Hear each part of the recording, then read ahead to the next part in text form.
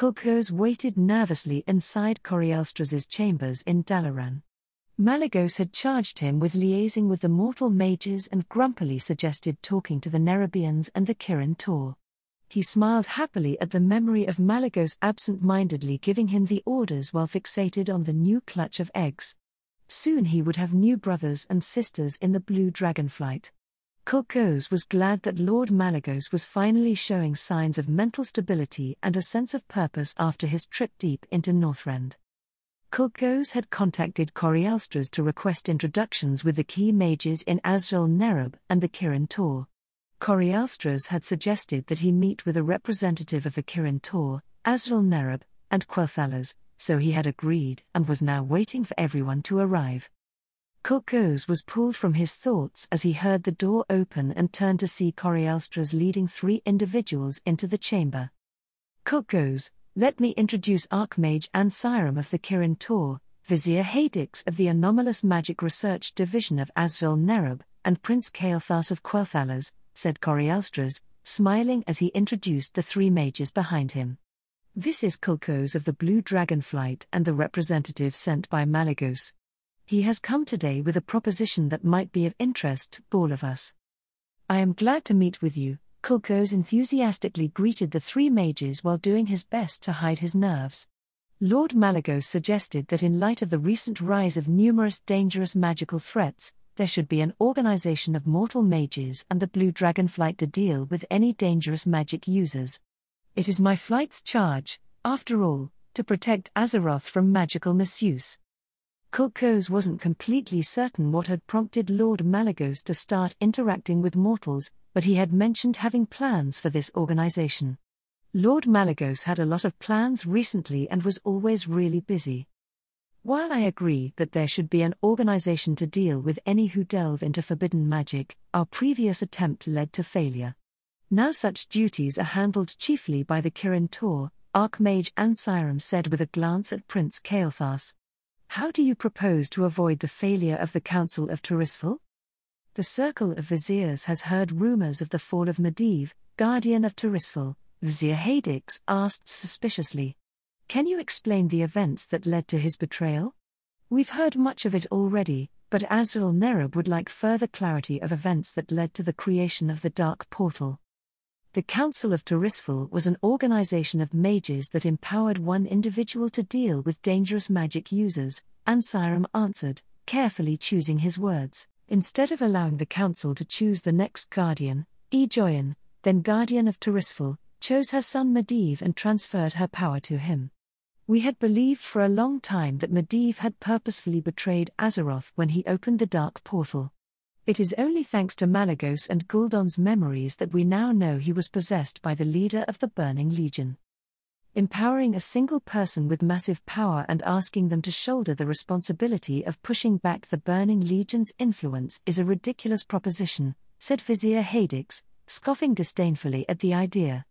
Nerubian organizations involved in defending the kingdom against the Void have always emphasized the need for multiple individuals to work in concert to prevent a single point of failure.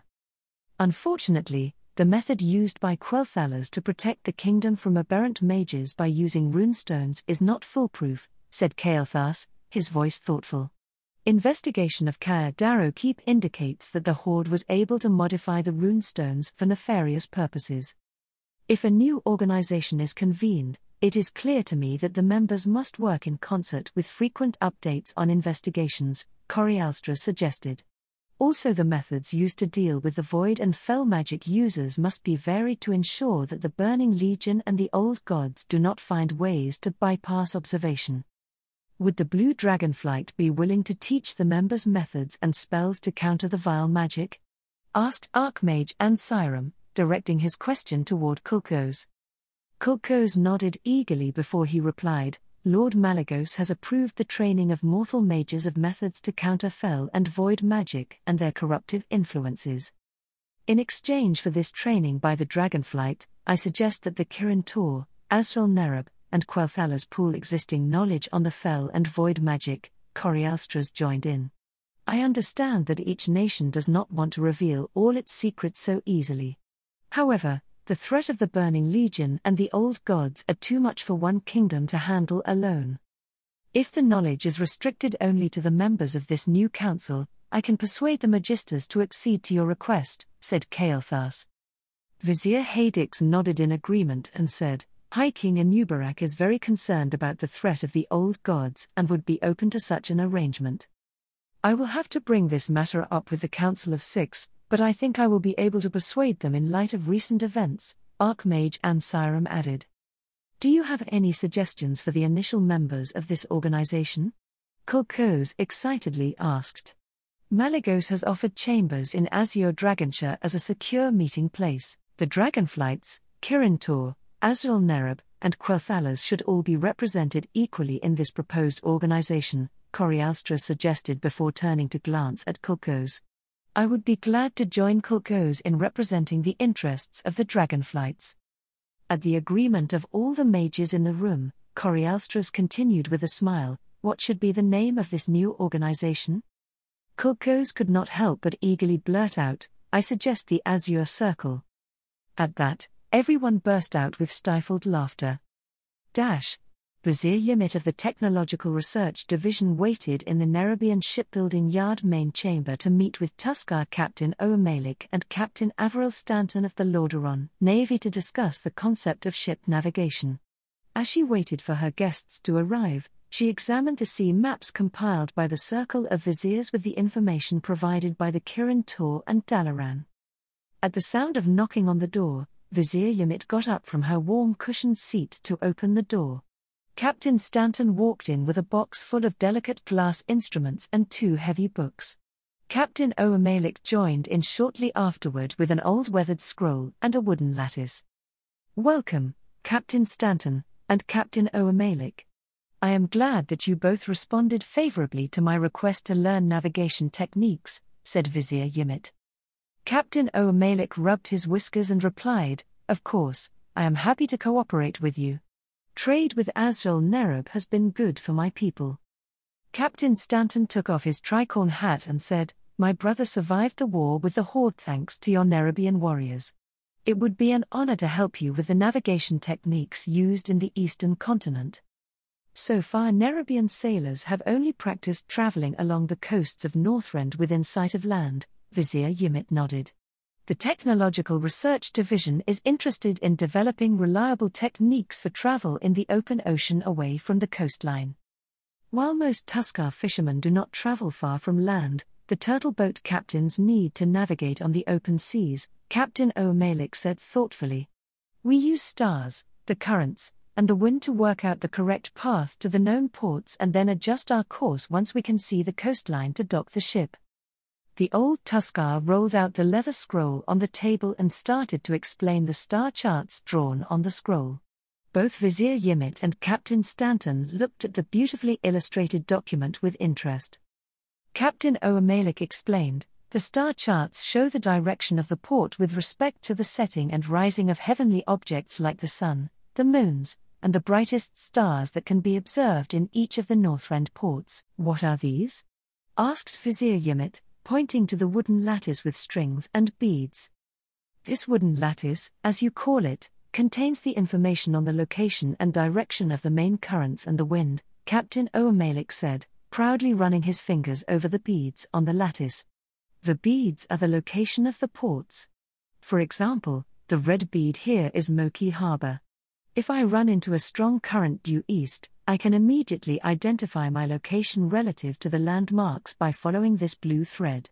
The white threads are for the strong seasonal wind directions. Captain Stanton said admiringly, that must have been made by a skilled craftsman. The old Tuskar chuckled and said, the star chart and this current and wind chart have been in my family for generations. I am going to pass them on to my daughter when the time comes for her to go on her first voyage. Vizier Ymit studied the 2 charts carefully and made some notes. Astronomy had never been a favored field of research in the Circle of Viziers, but its popularity had grown in recent times. She was certain that the kingdom could produce star charts based on those observations. However, she would have to copy down the chart of currents and winds around Northrend after talking to Captain O'Malik. And you, Captain Stanton? asked Vizier Yimit as she turned her attention to the human. "I see that you have brought several delicate instruments made of metal and glass. This here is a sextant." Captain Stanton started by picking up a brass curved device with a set of lenses at one end. "This is used to measure the relative angle between two different objects. I use this to measure the angle between the sun, moons, or stars with the horizon at a fixed time." Opening one of the thick books next to him, Captain Stanton then pointed to a chart and continued, "Then I can convert the relative angle using this formula and this chart to determine the latitude and longitude on my navigation map. The most reliable navigation technique using this book is by measuring the relative angle of the sun with respect to the horizon at a known time. Unfortunately, the other charts are not as reliable in giving the exact position of the ship." Vizier Yimit pointed to the large clock next to the tricorn hat and asked, "Is that why you need the clock, to make sure that you know when you are taking the measurements?" Captain Stanton nodded and replied, "Yes, the marine chronometer is used to determine the time when the relative angle is measured. Before the dwarves created that special clock, navigation using the sextant was not as accurate. It is accurate no matter the orientation of the deck and the weather." Taking the compass out of its clasp, the human captain continued, "The compass is used to work out the bearing of the ship." Vizier Yimit finished taking notes on the sextant and the navigation method used in the Eastern Kingdoms. The Technological Research Division had already obtained 2 sextants, a compass, and had acquired a book containing the navigation tables from the human merchant Oscar. She would arrange to buy a marine chronometer from Kaz Moden through the Nerubian enclave in Dalaran.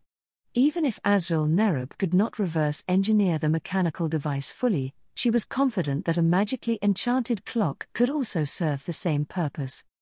"Would you both be willing to give a demonstration today?" asked Vizier Yimit. "I have readied a Tuskar fishing ship for sailing practice today.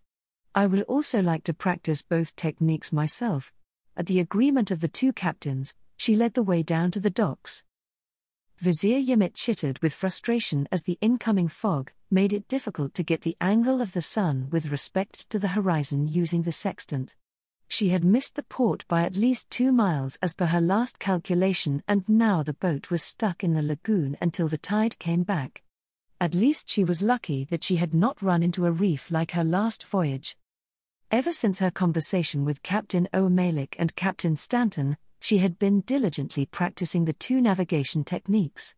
The method used by the Tuskar captain was not very precise and only suited for week-long voyages for novice navigators. The technique used by the Eastern Kingdoms was more precise but required relatively clear weather. Vizier Yimit knew that she needed an easier way to navigate in any weather for any new Nerubian captain. Even this prototype magical marine chronometer artifact keeps deviating thanks to the maelstrom, Vizier Yimit muttered to herself and tapped the metal casing. "I knew that we had missed a factor in the enchanting process." As she settled down glumly back into the boat and waited for the tide to come in, she decided to be productive by working out the problem with the enchantment. Hopefully, she could salvage something fruitful from this debacle. As the tide started to come in and the boat was finally free to leave the lagoon, Vizier Yimit absent-mindedly put the artifact away and set sail in the right direction, this time for Isle of Spears. She had the beginning of an idea of how to resolve her problems. "If I know my distance and angle from the maelstrom, I know precisely where I am at any time," exclaimed Vizier Yimit to herself excitedly. "I can make an artifact that detects the strength of the arcane magic released by that whirlpool in the ocean. The readings should correspond to the distance from the maelstrom." Now all she had to do was work out how to determine the angle of the ship from the center of the vortex of water. Perhaps the magnetic compass could prove useful after all. It did allow her to determine the heading of the ship and the direction of the North Pole at all times. Vizier Yimit could hear the cheers of the Nerubian sailors as she arrived at Moki Harbour, boat from Iskal across the open seas. Testing over the last month using the new navigation technique and the specially made artifacts had been extremely successful. She turned to address the representative of the High King.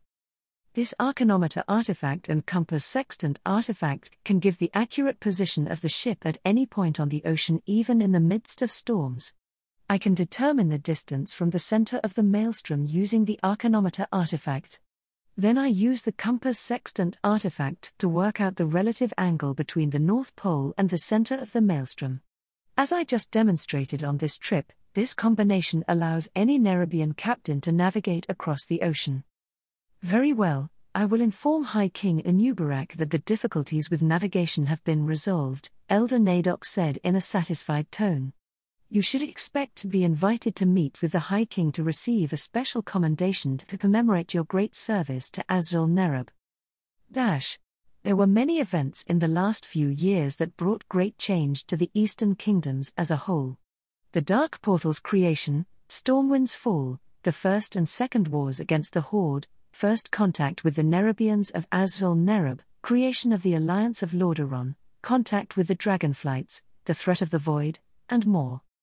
However, the one thing that was on the minds of most scholars was the origins of their races. Thanks to recent discoveries and new sources from Azrael Nerub and the Dragonflights, most folk could now trace back their origins to the very beginning. In Dalaran, a gathering of human, high elf, dwarf, and gnome scholars had assembled to create an official record of the origins of their species to be submitted to the libraries of the nations in the Eastern continent. Archmage Ansiram, the one assigned to host today's assembly, tapped the podium with his staff and said, "Welcome fellow scholars. Today we will be holding a series of short statements from Sir Alamand Greythorn, Roran Darkstand, Lotwell Cogwhistle, and Magister Alea Autumnburn on the origins of humans, dwarves, gnomes, and high elves respectively. A summary of today's discussion will be recorded and made available to all scholars in Dalaran for future studies. With that, I will allow the first speaker to take the stage." Sir Alamand Greythorn, a renowned Lordrenian scholar, stood up from his seat and made his way to the stage to talk about his research into the origins of humans on Azeroth. "Ladies and gentlemen, esteemed colleagues, I am here today to summarize to you recent findings on the origins of humanity as sourced by records provided by Azrael Nerub. It would seem that we humans trace our lineage back to the Vrykul, a race of aggressive giants who primarily reside within the Broken Isles.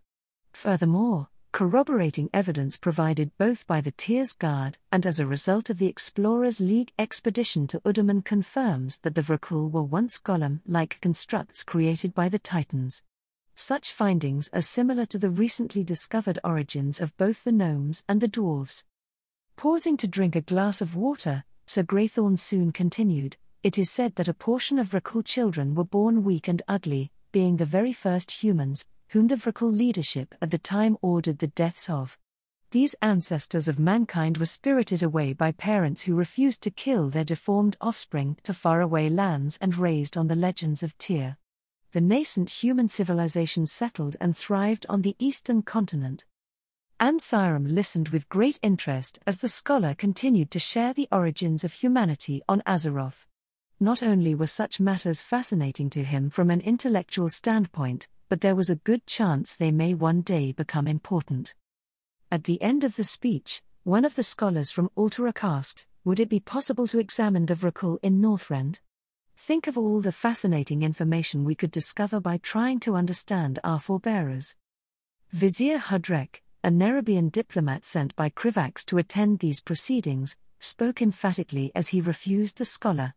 "Azrael Nerub will not allow any study of the Vrykul, as approaching the chambers of sleeping Vrykul may interfere with the magic keeping them asleep."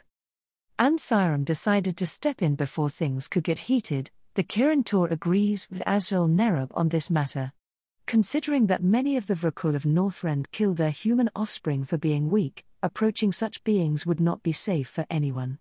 They may attempt to eradicate our civilizations as they would consider us to be mutants. There have been numerous attempts to establish diplomatic contact with the Vrykul of the Broken Isles, but they remain hostile. Until that changes, scholars are free to check the records of the Tears Guard in Andorl, said Sir Greythorn. Many of the paladins who have recently moved there can accurately chart their ancestors to the Vrykul. Thank you, Sir Greythorn.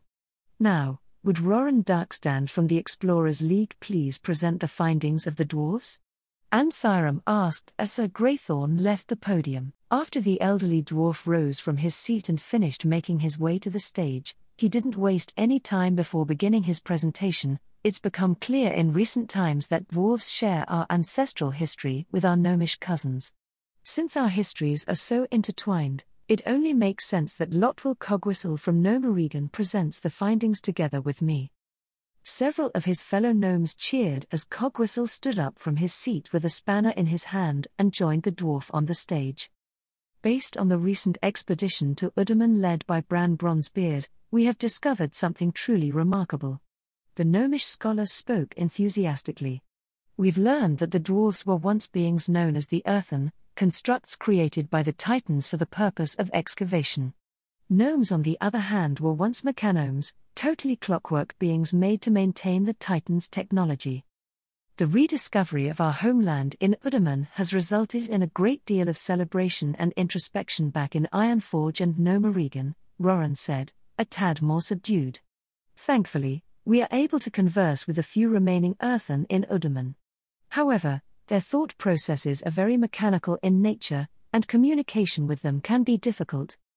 Lotwil chuckled and continued where the dwarf left off. Indeed, the two cities will be talking about the first expedition to Udaman for decades, if not longer. The Explorers League is planning to send expeditions to discover other Titan ruins wherever they may be in the world. Bran Bronzebeard is busy scouring old records and talking to the Watcher Ironire to find out all the information about our stone brethren. We have been told by Watcher Ironire that Vrakul, Earthen, and Mechanomes all suffered from a void-created affliction they refer to as the Curse of Flesh, Roran declared, causing the room to break out into hushed whispers. Does the Kirin Tor have any explanation as to how this magic was responsible for non-organic beings leaving behind fleshy descendants? Archmage Ansiram exchanged a glance with Vizier Hudrek before replying, "The void is a complex and dangerous subject. There are some mages who have studied the magic and its ability to warp flesh in a very controlled environment. I will insist that scholars who wish to investigate the curse of flesh in detail please first contact the Council of Six. Unauthorized research into forbidden magic is punishable with anything from imprisonment to execution." Ansiren didn't want to bring down the mood of the conference, but it was important to make such things explicitly clear. There were already enough void cults popping up in recent times without curious scholars adding to the problem. Now moving on to our final speaker for today, I welcome Magister Aleria Autumnburn to present her analysis of the origins of the High Elves. Magister Aleria Autumnburn looked around the chamber with a haughty attitude as she stepped up to the podium and began speaking. Our people share heritage with the elves across the Great Sea on the legendary continent of Kalimdor. Further information beyond this point is not known and consists of only scurrilous rumors. At her short statement, there was grumbling from the multiple scholars. An intrepid human scholar from Gilneas spoke up from the back. According to the information provided by Azrael Nerub and the Dragonflights, the elves are descended not from Titan constructs, but trolls of all things. Vizier Hudrek commented blandly over the furious objections of the High Elven contingent. Indeed, Azrael Nerub can confirm that the High Elves are the descendants of trolls who had gathered by the Well of Eternity. They were changed by arcane magic over generations into their current form. The Circle of Viziers believe that this is the reason why the High Elven bodies are more sensitive to arcane magic. Magister Aleia furiously replied, "Your records are both erroneous and offensive. Any mention of trolls and high elves sharing a common ancestor within the presence of the delegation from Quel'Thalas will be considered a grave insult. If any individual continues to make such ridiculous assertions, their life will be in danger. You have been warned." Sir Greythorn chuckled and added, "I believe similar suggestions to the captive trolls have been met with colourful curses and similar threats of bodily harm. Perhaps these records are accurate after all." Archmage Ansiram futilely tapped the podium to bring the chamber in order. Given the historical hostility between the two races, I recommend that scholars now avoid any mention of the elf-troll origins in this chamber. A scholar in the back from Dalaran could be heard muttering, "I wonder what would happen if modern-day trolls lived by the Sunwell or some other large font of magical energy? Would the trolls transform within a few generations into something like the elves? It seems like a worthwhile experiment." Magister Aleria sent a magical missile at the scholar, which was blocked by a ward made by Archmage Ansiram and Vizier Hudrek. A high elf was heard to shout, "You may be safe to jest in this chamber, but you will be full of arrows if you attempt to smuggle a troll into Quel'Thalas." As the chamber descended into Bedlam, Archmage Ansiram sighed and wondered how he had gotten saddled with this job. Absent-mindedly, he erected a powerful barrier between the contingent from Quel'Thalas and the rest of the scholars. Privately, he wondered if high elves refused to contemplate the experiment either because they found the idea of any troll near the Sunwell to be blasphemous, or they were afraid it would actually succeed and thus prove the relation beyond a shadow of a doubt. As Krivax stood on the deck of the Waterstrider and looked out over the port side of the ship, he couldn't help but reflect that he really didn't enjoy traveling by sea. As soon as he had the opportunity, he was connecting Kalimdor to Azrael Nerub's portal network. Admittedly, the Waterstrider was much more comfortable than most human ships he'd traveled on. The ship was equipped with many sleeping chambers designed specifically for Nerubians and was stocked with food fit for a Nerubian palate. Krivax also wasn't forced to duck under any too short doorways or squeeze into any too tight corridors. The representatives from the Eastern Kingdoms were much less comfortable. Trixie had complained that the stairs were too tall and some of the human representatives kept tripping on all of the silk webbing. However, Krivax wasn't all that worried about it and had soothed any complaints in a diplomatic manner. It would have honestly been a fairly enjoyable journey if there was just something interesting to do.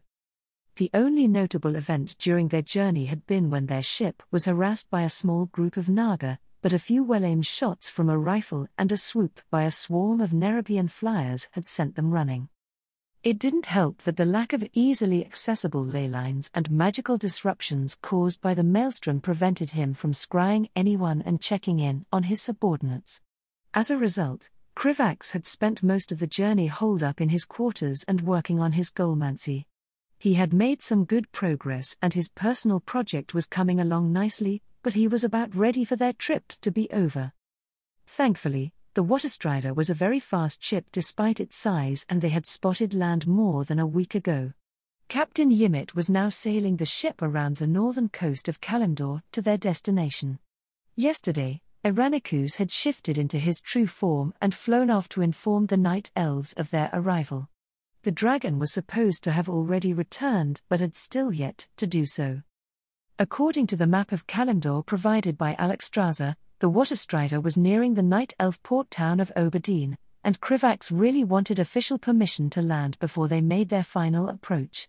He really didn't want everyone on the ship being peppered with arrows by overzealous sentinels the moment they got in range. Ugh! How much longer is that old dragon going to take?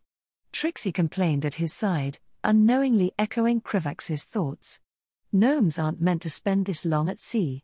We're built for innovation, invention, not bobbing around like corks in a tub. Aren't you a member of the Explorers League? I'd assume you would be used to this by now, said Krivax, glancing down at his pink-haired friend. Sailing is the worst part of any expedition, Trixie retorted, her expression sullen. Meeting new peoples, going places no gnome has gone before, and delving into ancient ruins, those are all great. But sitting on a ship for 6 weeks and all this rocking back and forth on a boat is just maddening. Well, it shouldn't be much longer now, said Krivax as he gestured toward the shores of Kalimdor. I'm sure Irenicus will be back any moment. Just as Trixie was about to respond, they were interrupted by the sound of a griffin's shriek. Falstad Wildhammer and his mount Swiftwing generally preferred to fly over the ship with the Nerubian flyers rather than rest on it, but they were now rapidly descending toward the deck. As soon as the griffin landed with a heavy thud, Krivax made his way over to the pair and asked them what was wrong. Can't say for certain, lad, but there's a bit of a stir in the skies near the coast, said Falstad, a shadow of worry passing over his features. Swiftwing picked up on it first, sharp-eyed as she is. We took a wee detour and what do we find but a good half-dozen of them night elves, sitting on some odd-winged deer stags. Alarmed, Krivax turned his gaze in the direction Falstad indicated, his draconic eyes offering a superior range of sight than anyone else on the ship. It didn't take long before he spotted the night elves Falstad had been referring to. 6 sentinels riding atop armored hippogriffs were arrayed in formation, their mounts' wings cutting through the air with powerful strokes. Each sentinel, clad in purple and silver armor, carried wooden bows and looked ready for a conflict. Krivax was relieved to see that they weren't making any move toward the ship and were merely watching from a distance. "I think we should be fine," Krivax announced after several moments, speaking to the crowd that had gathered on the deck. "They are keeping their distance for now, and they haven't drawn their weapons. These are likely just scouts sent after Iraniku's notified them of our arrival." Ronan hummed and cast a spell meant to sharpen his vision. "Not the nicest of welcoming parties I've ever seen. Sending a few rangers mounted on Dragonhawks sounds like something my own people would do," said Virisa Windrunner, her voice thoughtful as she ran her fingers through Swiftwing's feathers. "I would take this more as a show of force than anything else. They're as much on guard as we are. We should be able to learn more once Iraniku's returns. For now, the best course of action is to continue on to Oberdeen," said Krivax, already walking toward Captain Yimit to update her on the situation. The Waterstrider continued unabated on its path toward Oberdeen, the tension of the crew palpable as the hippogriff riders continued to follow from a distance. Any of the representatives without experience in combat was swiftly ushered below deck, and everyone else prepared for any emergency situations. After enduring this tense atmosphere for several hours, Krivax couldn't help but let out a sigh of relief when he finally spotted Iraniku's far in the distance. The Green Dragon was a welcome sight and the crew was quick to clear a section of the deck for him. Upon landing, Iraniku's transformed back into his night elf form and Krivax immediately went to greet him. "Welcome back, Iraniku's. What news do you bring from the night elves?" asked Krivax, skipping the pleasantries and getting straight to business. "I apologize for my late return. The Kaldoi were a little more recalcitrant than I had hoped, but they are permitting your ship to dock at Oberdeen," Iraniku said, his voice conveying a sense of fatigue. "However, you should expect a somewhat frosty reception. The endorsements of Ysera and I can only go so far when you represent many of the things the Kaldoi fear and hate." Krivax nodded solemnly. Ysera had made it clear that the Kaldoi were very hostile to anyone who wielded arcane magic and would be particularly suspicious of Nerubians in general. Their war against Onshiraj was the worst conflict they'd seen since the War of the Ancients, and Nerubians resembled them a great deal. "I understand. We will do everything we can to show the Night Elves that we mean no harm," said Krivax. "Good," Iranikus replied, nodding in approval. "Remember, the Kaldoi have not had any meaningful interactions with foreign nations since the War of the Ancients. The actions of yourself and the representatives sent by the Eastern Kingdoms will significantly influence how they view the outside world moving forward. It is crucial that you make a good impression. Way to pile on the pressure. Thank you for your help, Iranikus. We wouldn't have gotten this far without you," said Krivax, his voice steady despite his apprehension. "Are there any sharp points or reefs that we need to watch out for on the approach?"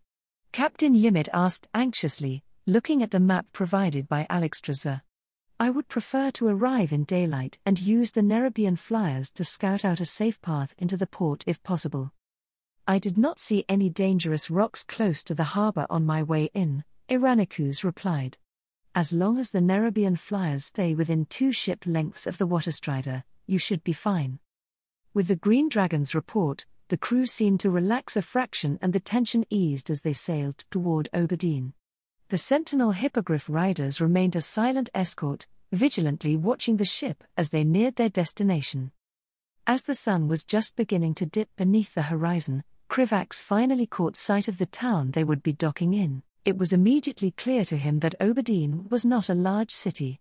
Instead, it was a modest coastal town that was completely surrounded by hills and trees bigger than any Krivax had ever seen. The town was filled with wooden buildings with low-slung, arched roofs that seemed distinctly oriental to him. Its streets were paved with stone and its bridges were illuminated with lamps. Oberdeen would likely be one of the most beautiful and tranquil towns that Krivax had ever seen, if not for the sizable military force waiting for them by the docks. Just once, I'd like to meet elves that are actually friendly, murmured Trixie as she adjusted the settings of her goggles. I'd suggest you continue waiting, Virisa Windrunner said tiredly. It feels like I never left home. Krivax gave an absent-minded grunt of agreement, still a bit stunned by what he was seeing. The Kaldoi were greeting them with an entire company of sentinels riding massive sabercats, 24 hippogriff riders, and 2 giant tree-like beings that Krivax recognized as ancients of war. If things came down to a fight, there was no doubt that the Kaldoi would make quick work of them. And Krivax knew for a fact that much more than this existed on the continent. This force was most likely just what they could gather up on short notice. They certainly know how to make an impression, Krivax commented dryly as he surveyed the waiting forces. Yes, the Kaldoi have always been prone to displays of power. It has generally proven to be an effective deterrent, Iraniku said, his voice calm. Captain Yimit smoothly maneuvered the Waterstrider to the dock despite the tense atmosphere.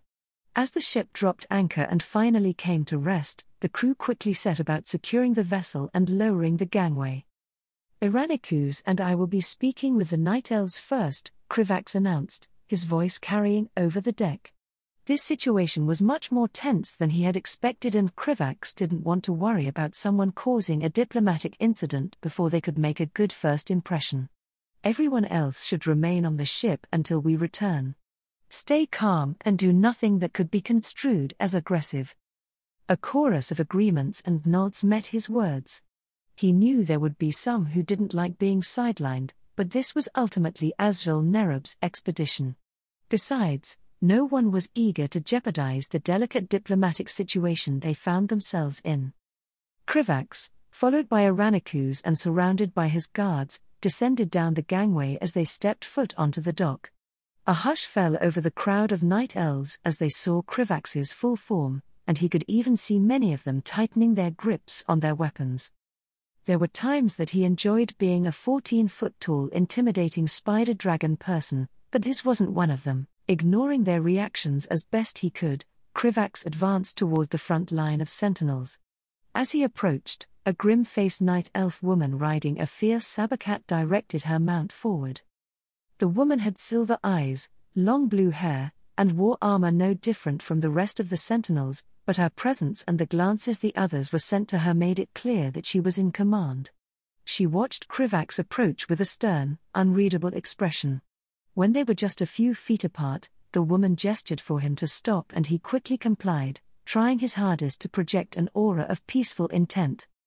I am Chandris Feathermoon, General of the Sentinel Army, the night elf introduced herself in the Kaldoi language, her voice sharp and cold. We have been warned of your arrival, creature. Introduce yourself and state your intentions. Speaking in the Kaldoi tongue with what he was sure was a horrible accent, he replied, I am Krivax, an ambassador from Azrael Nerub. My kingdom hopes for peace and cooperation. A multitude of expressions passed over the sentinel's face before finally settling on mild distaste. You speak our tongue with the accent of a Kaldoi. It is unsettling. Well, excuse me, lady. I'd love to hear you try to speak Nerubian, Krivax thought mulishly. Finding a way to learn the Kaldoi language in the Eastern Kingdoms wasn't an easy endeavor. There were certainly no dictionaries translating Nerubian or Common to Kaldoi, but there were a few books in Quel'Thalas documenting the differences between Kaldoi and Thalassian, the language of the High Elves. Krivax was surprised to learn that the two civilizations had a few instances of contact over the millennia. Not only that, but there was a significant amount of overlap between the two languages despite their people having separated so long ago. Given the long lifespans of the races involved, that wasn't particularly surprising. Crossus had easily been able to get his hands on one of those books and had given him some basic lessons on the language. From there, Krivax had taken it upon himself to learn as much of the Kaldoi language as he could in whatever free time he had. He was already passable with Thalassian, so Krivax felt like he had a good enough understanding of the language. He always had the option to fall back on translation magic, but he hoped his show of effort would make a good impression on the Night Elves. I apologize if my accent is disturbing. I intend no offense, Krivax responded as diplomatically as he could, trying to project calm and understanding. We are here with peaceful intentions and wish to establish contact with the Kaldoi. Azrael Nerub has shown itself to be a responsible nation of Azeroth, and Krivax has done much to help the Dragonflights, said Irenicus, offering his endorsement. He has received the approval of the Dragon Queen along with the Mother of Dreams, and will do nothing to hurt the Kaldoi. Their words were greeted with a tense silence. Chandra's expression didn't soften, but it didn't harden either. I suppose that you can speak our language at all proves that you are no mindless beast, said Chandris after several moments. Were it my decision, you would not be allowed within our sacred forests. Fortunately for you, it is not. Ysera has given you her approval, and the leaders of my people have given their assent to speak with you. But know that if you or any of those with you threaten the people of these lands, you will not leave here alive. Krivax looked deep into the sentinel's eyes and knew she meant every word. I understand, General Feathermoon. None of us have any intentions of causing any harm. Chandris Feathermoon stared at him for a long moment before finally nodding and reaching to a horn hanging from her side. We will see, Krivax of Azrael Nerub. With that, he watched in confusion as she blew a loud resonating tone from her horn that echoed throughout the area. Krivax spotted movement in the tree line behind Oberdeen a few moments later and instantly stretched his senses outward. Krivax was almost immediately blinded as he felt the life energy of the many people hiding beyond, presumably more sentinels.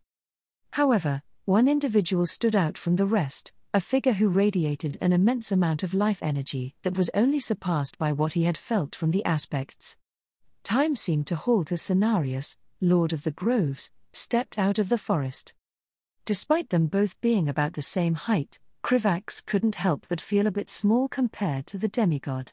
Cenarius' upper body was broad and muscular, resembling a night elf male aside from the arms that resembled gnarled talons of wood and his thick moss-green mane that was crowned by a pair of massive antlers. His lower body was that of a stag, with 4 nimble hooves that moved with a grace that seemed unnatural. The night elf forces parted as Cenarius approached, their eyes filled with reverence and respect. Once he reached the dock, the demigod's gold-colored eyes swept across the ship and its crew before finally settling on Krivax with a look of open curiosity. Greetings, Krivax of Azrael Nerub, Cenarius said, his voice deep and resonating as it echoed throughout the port. High Priestess Taronda and I have both heard much of you from Ysera. I'm led to believe that many important events have occurred outside the borders of these forests in recent years. Krivax bowed his head respectfully. That is indeed the case, Lord Cenarius.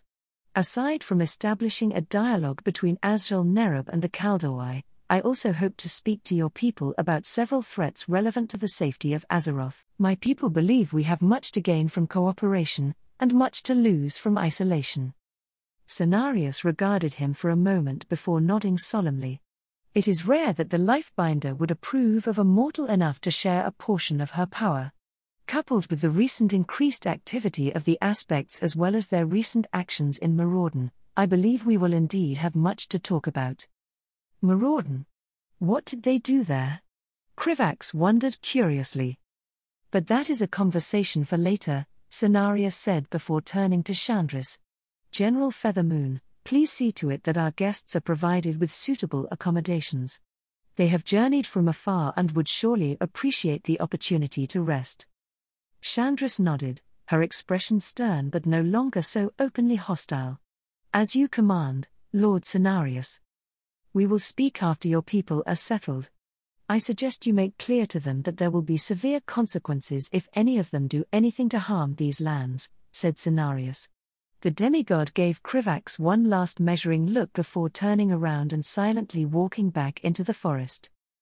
The Kaldoi were obviously still wary of them, but the fact that Cenarius had come to speak with them seemed to calm them down somewhat. With that, the general turned back to Krivax. You and the rest of the outsiders will be provided with accommodations in Oberdeen. It is a small town, but we have prepared ahead of your arrival. Your ship will be authorized to stay docked here, but none of your people will be permitted to leave the town without an escort. Do you understand? Krivax nodded. Yes, General. We understand and will abide by your rules. Thank you. General Feathermoon signaled to some of her sentinels and they quickly marched off, presumably to prepare the accommodations. Well, that went fairly well, Irenicus commented as they began making their way back to the ship. Cenarius seems well disposed towards you. That was well disposed? Krivax asked with disbelief. If so, then I really don't want to see him when he's angry. No, you don't, Irenicus said simply. At the Green Dragon's confirmation, Krivax swore to himself that he would keep an extra close eye on the representatives from the Eastern Kingdoms. He had a feeling that the consequences of any cultural miscommunication would be more than just a little embarrassment. Once he returned to the ship, Krivax was greeted with a flurry of questions from everyone. He quickly explained the situation and they all seemed to relax at the news that they would be allowed to peacefully disembark and rest in the town.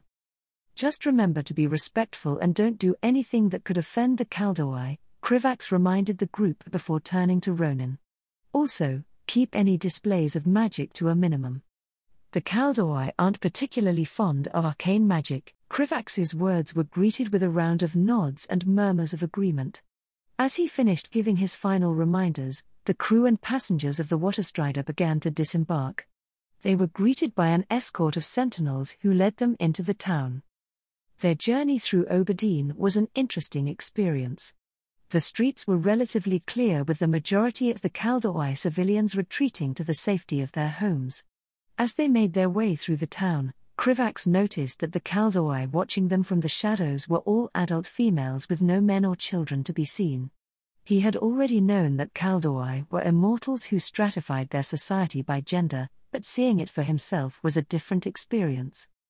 He also noticed many of the Kaldoi watching most of them with expressions of extreme curiosity, although the expressions directed at Virisa and himself were much more disdainful. After a short walk, they were led to a large wooden building that was presumably some kind of inn. General Feathermoon was waiting for them, flanked by 2 other sentinels. These are your accommodations. You will stay here until the morning, she said, gesturing to the building behind her. We have done our best to make them suitable for your stay. There are provisions inside, and meals will be provided at regular intervals. If you require anything, you will ask one of the sentinels stationed outside the inn.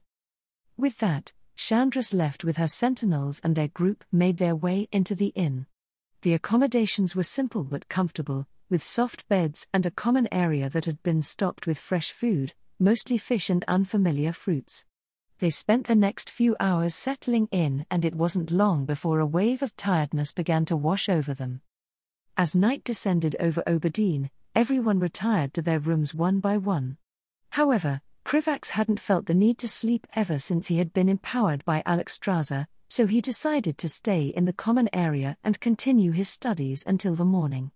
At least, that was his plan until a sentinel silently stepped into the inn and approached him. Krivax of Azul Nerub, the sentinel greeted, her voice neutral. Lord Cenarius requests your presence at the edge of the forest. Krivax was surprised at the unexpected request but nodded in acceptance. Very well, lead the way. Several members of his personal guard tried to follow, but Krivax ordered them to stay behind, which they reluctantly did. He followed the sentinel through the quiet town, the gentle glow of Oberdeen's many lanterns illuminating their path. The sentinel led him to the edge of the forest, where the massive form of Cenarius was patiently waiting for him. Thank you, Shylera. You may leave us, said Cenarius. The sentinel looked as if she wanted to protest, but soon thought better of it and merely bowed before departing. As she left, Krivax could sense the many sentinels who had been watching them from the shadows also begin to withdraw. Once they were truly alone, the demigod turned his golden eyes onto Krivax and regarded him with an inscrutable expression. Greetings. My apologies for the late summons, but there are several matters that I wish to discuss with you in private related to information Ysera has recently shared with me.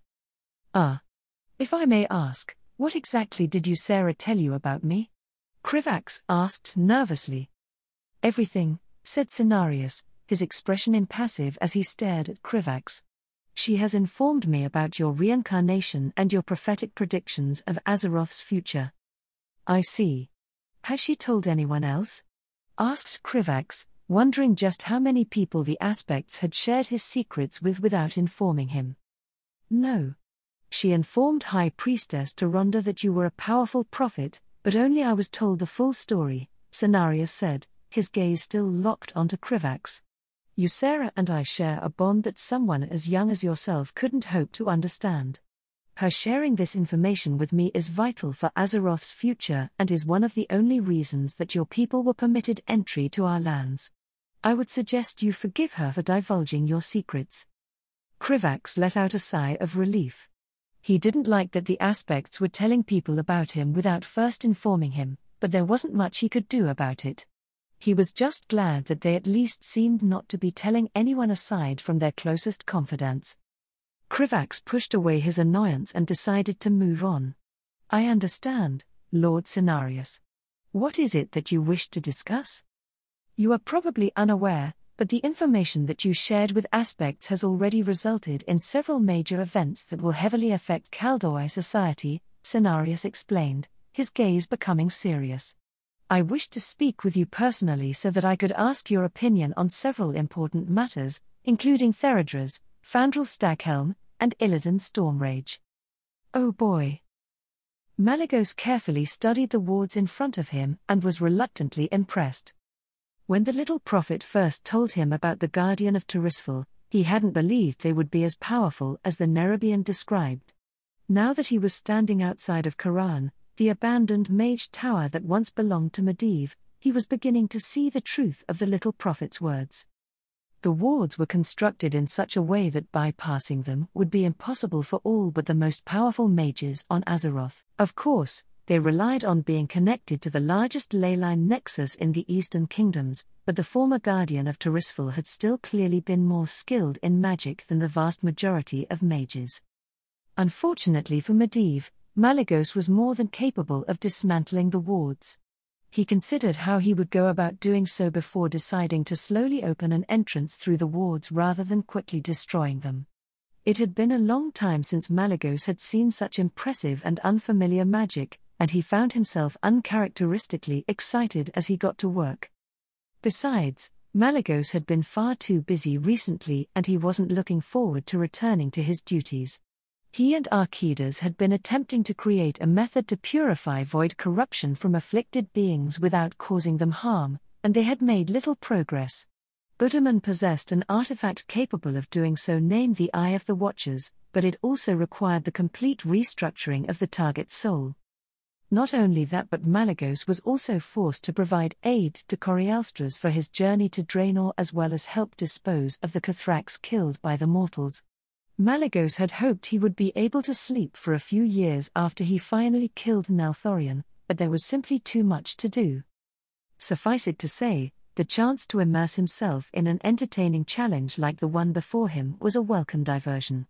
After some time, Malygos smirked triumphantly and stepped through the small breach he had created in the wards before making his way into the abandoned tower.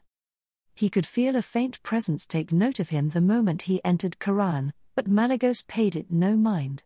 It was no threat in its current state and only served to confirm that his plan would work as intended.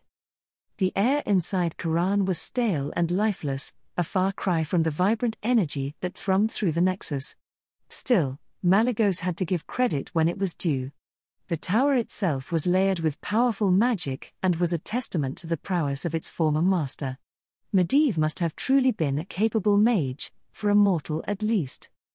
Malygos returned his attention to the present and began making his way through Khorran. He had come here for a reason and couldn't afford to waste all day. Malygos mostly ignored the sights from that point forward, dismantling any ward in his path and banishing the irritating ghosts that haunted the tower. Once the shades in the tower realized how trivial it was for Malygos to destroy them, they soon ceased appearing in front of him. He made a note of several.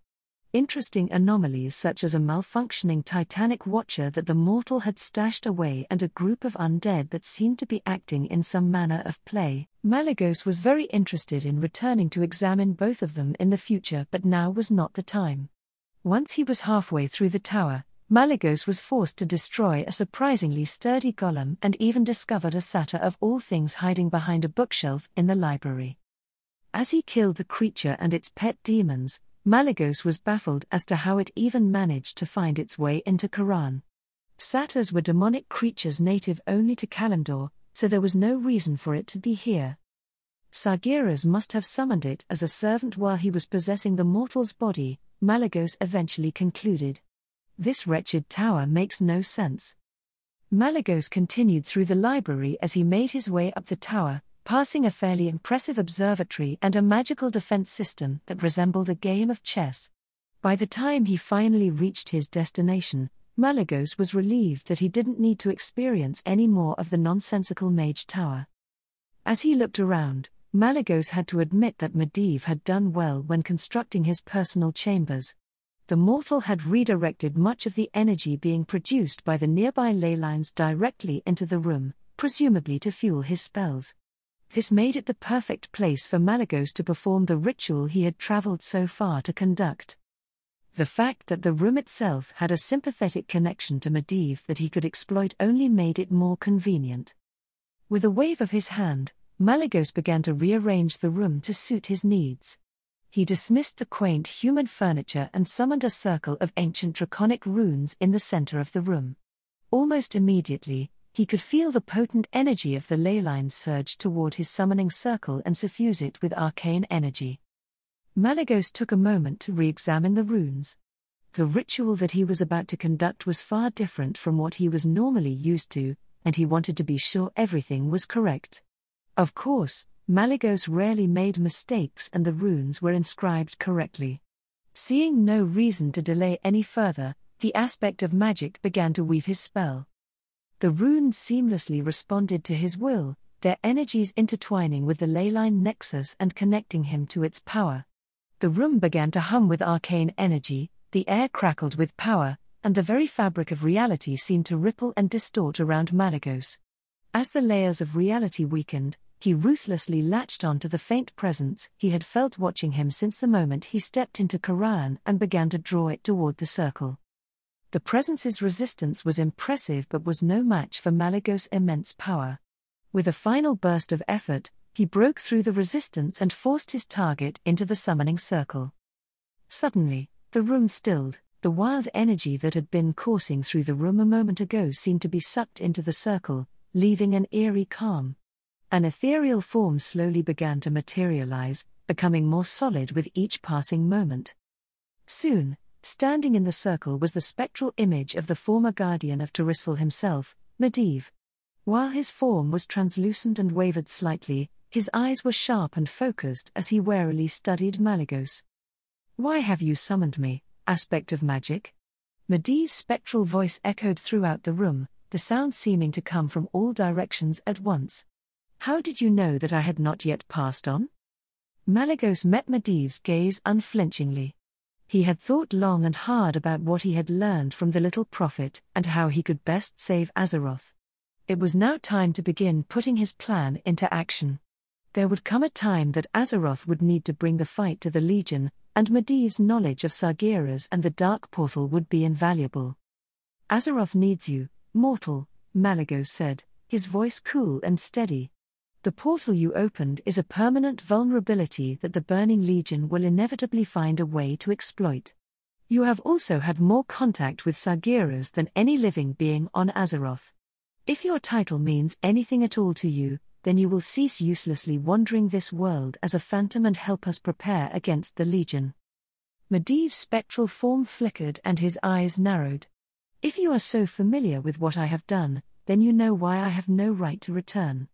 I was supposed to be the protector of this world and instead, I was its greatest betrayer." Malygos raised an eyebrow, unimpressed. "You are arrogant if you truly consider yourself Azeroth's greatest betrayer. I have known several far greater. Still, I have caused untold harm to this world," Medivh responded, his eyes taking on a despondency that Malygos found uncomfortably familiar. My hubris allowed Sargeras to use me as his puppet. How could I trust myself to return to the land of the living?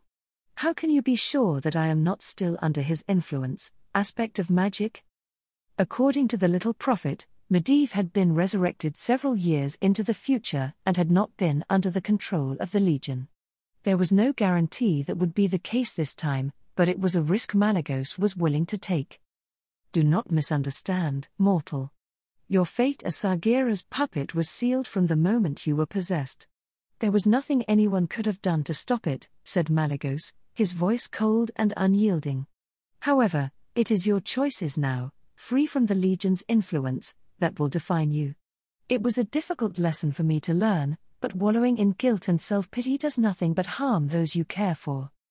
Medivh's spectral form flickered again, but he did not respond. Malygos studied him for a moment before continuing. Your guilt is understandable, but it is also irrelevant, Malygos said, his voice echoing throughout the chamber. Azeroth will soon face challenges that may end in its destruction. Your knowledge, insight, and power could all be instrumental in its defense. Whether you deserve to return or not does not matter. The only thing that matters is whether you can put aside your guilt and do what is necessary. Azeroth needs you. It needs us. We cannot afford to be paralyzed by guilt and self-loathing. Not anymore. The spectral form of Medivh was silent once again, his gaze distant as he mulled over Malygos' words. After several long moments of silence, Medivh finally spoke. There is truth in your words, Malygos. My guilt. It does not absolve me of my responsibilities. It does not, Malygos agreed. If I am to agree, then I will need you to promise one thing, said Medivh, turning back to Malygos. If I ever again show signs of corruption, I want you to swear that you will kill me immediately. As you wish, mortal. I swear it, Malygos said immediately. He would have done so regardless. Very well. I will aid you in protecting Azeroth, said Medivh, a hint of resolve slowly forming in his eyes. I can see that there is a second portion of this ritual designed to return me to the land of the living. I will not fight it, aspect of magic. Malygos was vaguely impressed that the mortal could read his runes. He had been fully prepared to resurrect the mortal and bind him against his will if necessary, but Malygos was glad it wasn't necessary. Good. Then let us begin. With the mortal's agreement, Malygos began the second portion of the ritual. Although it was far more difficult to perform necromancy with arcane magic than death magic, the ritual was well within Malygos' capabilities. It helped that Medivh had not truly died and instead existed within the realm between the living and the dead. If he had fully passed on or had been dead for a significant amount of time, not even Malygos would have been able to resurrect him. The process was taxing, but he eventually felt the ley lines shift as the spell neared completion. Medivh's form ceased its wavering and slowly grew more solid until the former guardian of Tirisfal was standing in front of Malygos, alive once more. Now you have no excuse not to redeem yourself, mortal. There is much work that needs to be done.